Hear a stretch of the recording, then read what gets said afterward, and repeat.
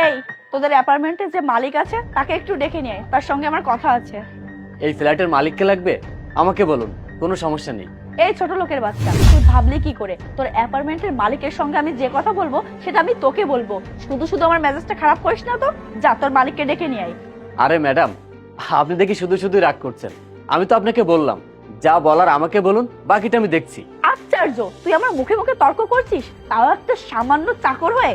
তোকে ভালোই ভালোই বলছি, তুই তোর মালিককে ডেকে নিয়ে আয়, তার সঙ্গে আমার গুরুত্বপূর্ণ কথা আছে। দেখুন ম্যাডাম, আমি আপনাকে সোজা ভাষায় বলছি, আপনার যদি কিছু বলার থাকে আপনি আমাকে বলতে পারেন।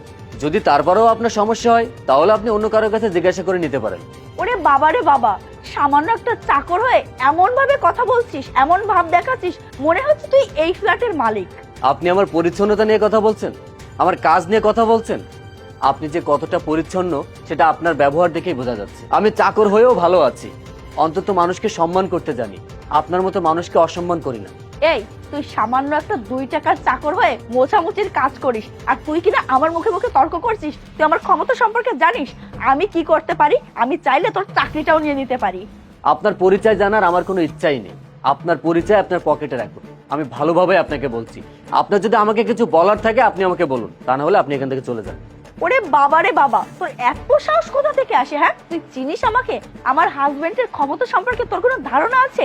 এই অ্যাপার্টমেন্টের ম্যানেজার হচ্ছে আমার হাজবেন্ড, আর সে যদি জানতে পারে তুই আমার সঙ্গে বেয়াদবি করেছিস, আমার গায়ে হাত তুলতে চেয়েছিস, তাহলে তোকে না এখান থেকে লাথি মেরে বের করে দিবে। এই থামুন, খবরদার এই সাহস আপনি দেখাতে যাবেন না। হাত কিন্তু আমাদেরও আছে, শুধুমাত্র আপনি মেয়ে মানুষ বিধায় আপনাকে কিছু বলছি না। যদি আপনি ছেলে হতেন এখানেই মেরে বিছিয়ে দিতাম। এই রাস্কেল, তোর এত বড় সাহস, এত সাহস তোর কোথা থেকে আসে? আরে তিথি, তুমি এখানে? আরে তুমি আর বলো না, তুমি বাসায় চাবিটা রেখে এসেছিলে, আমি তোমাকে চাবিটা দিতে এসেছিলাম, কিন্তু এই ছোট লোকটাকে আমি তখন থেকে বলছি তোর বাসার মালিককে ডেকে নিয়ে, তার সঙ্গে আমার কথা আছে, কিন্তু এমন চ্যাটাং কথা বলছিল মনে হচ্ছিল আমি কষি ওকে একটা চড় মারি। তিথি, কি বলছো তুমি এসব? উনি হচ্ছেন আমাদের এই ফ্ল্যাটের ওনার, আর তুমি ওনার নামে কি সব উল্টাপাল্টা বলছো? আরে তুমি এসব কি বলছো? এই ক্লিনার বাজে পোশাক পরা, এ নাকি এই অ্যাপার্টমেন্টের মালিক? তুমি কি কিছু খেয়েছো নাকি? আরে আমি ওনার কথাই তোমাকে বলেছিলাম। উনি আমাকে সাপোর্ট দিয়েছেন বলে আমি আজ এই পজিশনে পৌঁছাতে পেরেছি। উনি না থাকলে আমি কখনোই সেটা পারতাম না। বাই দ্য ওয়ে স্যার, আপনি এসব কেন করতে গেলেন? আমাকে বললেই তো হতো, আমি করে দিতাম। আরে এখানে যে ছেলেটা কাজ করতো সে দুদিনের জন্য বাড়িতে গিয়েছে, আর অল্প একটু কাজ বাকি ছিল, তাই ভাবলাম কাজটুকু আমি সেরে ফেলি। যাই হোক, সামনের প্রজেক্টে 10 ট্রাক বালু আসছে, আপনি গিয়ে ওইটা একটু তদারকি করুন। জি স্যার। তিথি, চাবিটা দাও।